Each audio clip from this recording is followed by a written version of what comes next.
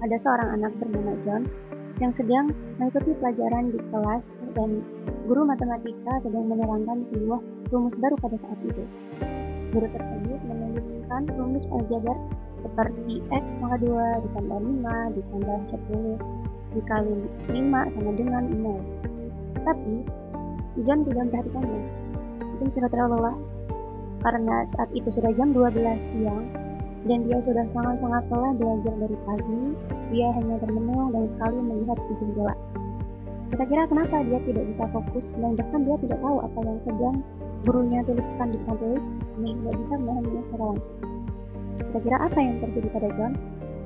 Dan di sini aku akan menjelaskan tentang apa yang terjadi pada John dan apa teori di balik itu semua.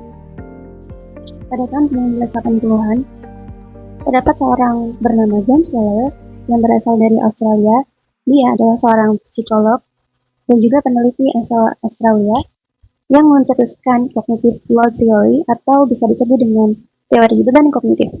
Teori beban kognitif yaitu teori yang menjelaskan bagaimana cara otak manusia dalam memproses atau menyimpan sebuah informasi dan juga menjelaskan bagaimana pembelajaran dapat disusun dengan mudah dan tidak berlebihan agar otak manusia dapat menerima informasi sesuai kapasitasnya sehingga dia akan lebih mudah menerima informasi jika informasi tersebut tidak berlebihan atau cukup. Konsep inti dari cognitive load theory adalah belajar akan lebih efektif jika disesuaikan dengan kapasitas otak manusia dalam menerima informasi, sehingga otak manusia tidak akan terbebani dalam menerima informasi yang masuk.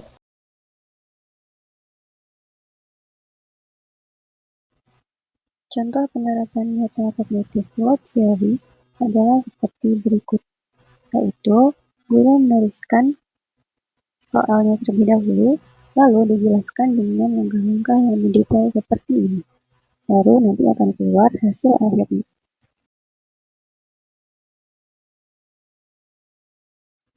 Kelebihannya yaitu meningkatkan efektivitas belajar, didukung riset kognitif kuat, membuat materi lebih jelas dan terstruktur, mencegah overload informasi, praktis untuk desain instruksi, dan juga bisa diletakkan lintas bidang. Selanjutnya kekurangan ada sulit mengukur beban kognitif secara tepat, tidak terlalu cocok untuk pembelajar tingkat mahir, fokus terlalu kuat pada memori kerja, tentang disalahartikan dalam penerapan, bukan waktu untuk desain materi, dan tidak semua materi bisa dijalankan. Saran strategi penerapannya itu kurangi beban yang tidak perlu atau external load, lalu kendalikan kerumitan materi atau intrinsic load. Selanjutnya, tingkatkan beban yang mendukung, juga gunakan multimodalitas, gunakan Chunkin, terapkan progressive complexity, dan juga minimalkan multitasking.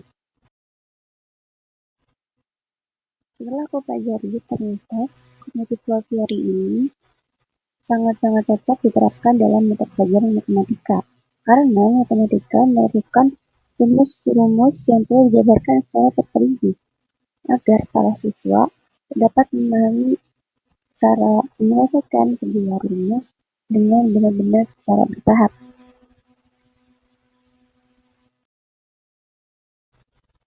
Cukup sekian dari aku, terima kasih, dan kurang lebihnya mohon maaf. Sampai jumpa.